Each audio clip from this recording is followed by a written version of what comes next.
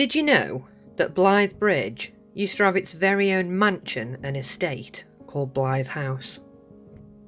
It was a large Gothic-style house that was built in 1853 by Charles Harvey, who was a prominent figure in the local pottery industry and a respected banker in Longton. And the house used to sit in an estate that is now covered by Blythe Bridge High School and the library.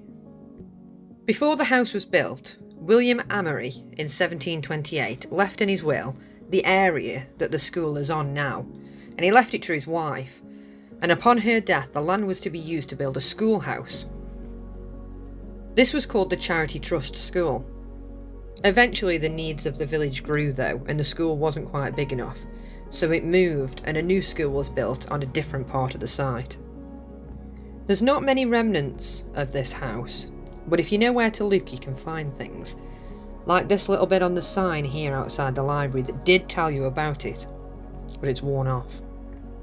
And as you walk down the main road through Blythe, this wall and the gateposts along here were all the boundary wall to the hall, and they're all still standing. And this curved part of the wall is actually part of the main carriageway up to the hall, and in this plot of land used to be the carriage master's house.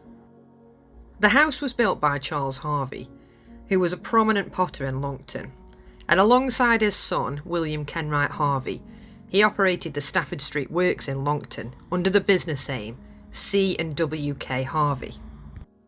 Charles Harvey also run a bank which became the Birmingham District and Counties Bank, which then became the United Counties Bank, which was eventually taken over by Barclays Bank, and he's the guy that built this house. Unfortunately, when he died, his son took it over, and he wasn't quite as business-minded. And because of this, he ended up in a lot of debt. And there was a huge scandal when it was discovered that there was a significant amount of gold missing from the bank. And because of this, he ended up going bankrupt. And because of this, they had to sell the estate. But all was not lost, because Mr. George Bennion bought the house and the estate from the auction in the 1860s. And George Bennion was a civic leader. He was the owner of the Crown Hotel in Longton, and he was also the mayor of Longton 4 times. He turned the house into a hub of community events again, and he lived there with his family until he died in 1915, in which case it was then sold to T.C. Wilde, who was the mayor of Stoke-on-Trent. But he wasn't just the mayor of Stoke-on-Trent. He was renowned for his contributions to the English bone china industry, notably through the Royal Albert brand, which is a brand that is renowned across the world. He's also well known for building the Alhambra Cinema in Normacott in 1914. The house again became a hub of the community, but unfortunately when he left in 1932, the house stood vacant and was eventually demolished in 1939. They did try to sell the estate, but unfortunately nobody wanted it, so the house and the buildings were demolished.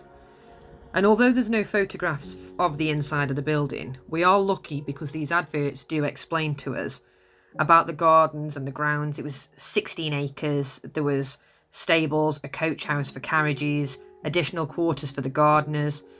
There was an entrance hall, reception room, morning room, dining room, drawing room, dual kitchens, a full stocked wine cellar, a larder, a dairy. There was, I think, 7 bedrooms, a saloon, a linen room.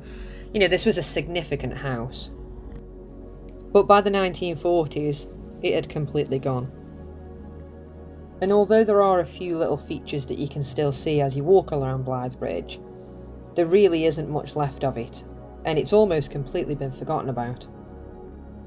The house itself didn't actually stand for very long. It was there for less than 100 years. But in that time, there were some significantly powerful people from Stoke-on-Trent that lived there, and I think it's important that we don't forget just how culturally important this house was for such a small village at the time. But thank you very much for watching. I hope you've enjoyed it. If you would like more information, I have written a fully detailed article with the history of Blythe House. You can find that on my website, which is theredhairedstokey.co.uk.